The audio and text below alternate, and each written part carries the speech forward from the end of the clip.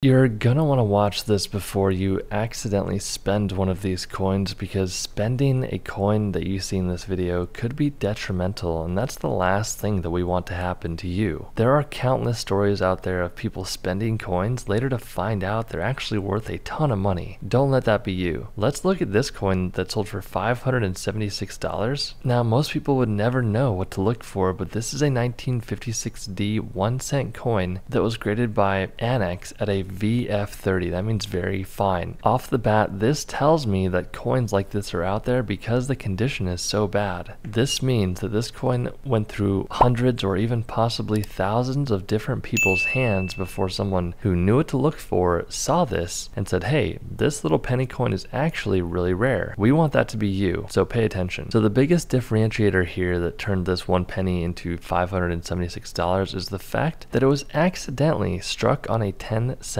planchet. Now, there are two ways that we recommend finding and confirming that you have one of these coins. The first way is the feel and the look of the coin is going to be a bit different. Now, if you're like us and doing this all day, it's easy to tell when you have one of these coins, but if you're not, then pay attention. So first of all, the color is wrong completely. Now, there was some environmental damage causing this coin to look less like a dime and more like a penny. So that's probably why it stayed out in circulation for so long. One of the easiest ways we recommend is actually weighing the coin. So let's say you have multiple coins from 1956 and you weigh them and they're all the same. This coin is going to weigh differently because it was struck on the wrong size and weight planchet. It was meant to go on a 10-cent coin. If you have a 1956D coin that was struck on a 10-cent planchet, you're in luck because it sold for $576. One of my favorite types of Washington quarters, this one's actually sold for $20,700. Now, when you're first looking at this coin from 1932, it looks kind of dirty. Well, that's actually toning, and toning happens where the air will oxidize with the metals in the coin, causing it to change colors. Depending on the collector collecting the coin will dictate how much money they want to pay, because sometimes toning like this will either increase or decrease the value of the coin. This coin was graded by NGC at a mint state 66. That means the coin pretty much never went out into circulation, and if it did, it was very minimally handled. But did you know 1932 was actually the first year they ever started producing Washington quarters like this? Leave a comment down below letting me know if you knew that or not. So if you find a 1932 quarter like this, make sure you hold on to it and keep it safe, because 1932 quarters are very rare and sought after, especially in a high grade, because this one sold for $20,700. Here's something most people don't know what to look out for. So we all know these statehood quarters and the fact that most of them are not that rare, but this one was accidentally struck on an experimental planchet. Without getting too complicated, what you really need to know on this coin is that if you have one that has this gold look to it, it could be struck on a rare experimental planchet. This one was graded by PCGS at a mint state 65. If you have a Georgia statehood quarter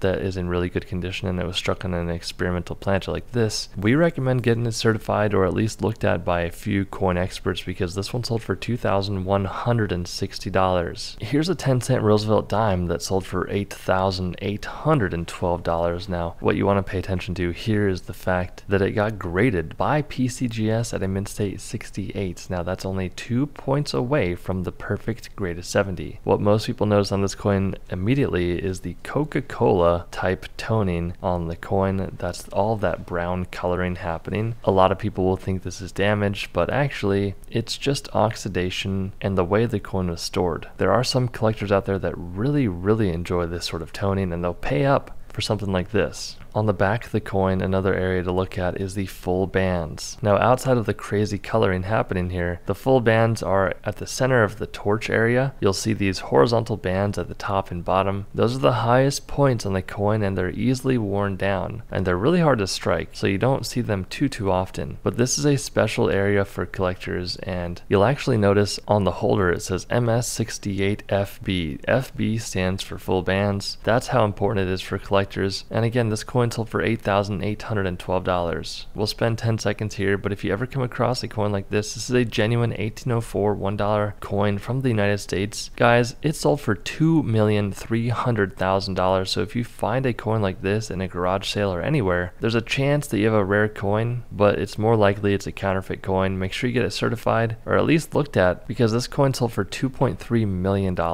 Here's a coin that sold for $840,000 now. This is a 1943 coin that was graded by PCGS at a mint state of 64 brown. What do we mean by brown? So these coins can come either red, brown, or brown depending on the time that it was produced and possibly sometimes the environmental conditions that it's in. Red coins are typically worth more money than brown or red-brown coins, but this is a perfect example of color of the coin and not really mattering whatsoever. That's because this coin, first of all, has a D mint mark below the date standing for the Denver Mints, and most importantly, this coin was accidentally struck on a bronze planchet. So if you haven't noticed already, 1943 coins are nearly all struck on a zinc-coated steel planchet, and that's because they actually needed bronze for ammunition during this time, so they transitioned from the bronze coins into the zinc-coated steel planchet coins. If you have one of these coins, you could come across some life-changing money, but make sure that you get the opinion of multiple people before trying to sell it, because you don't want to spend a bunch of time and waste money on getting the coin graded just to find out that it's clearly a fake coin. If you learned something in this video, share it with a friend or loved one, and we'll see you in the next one.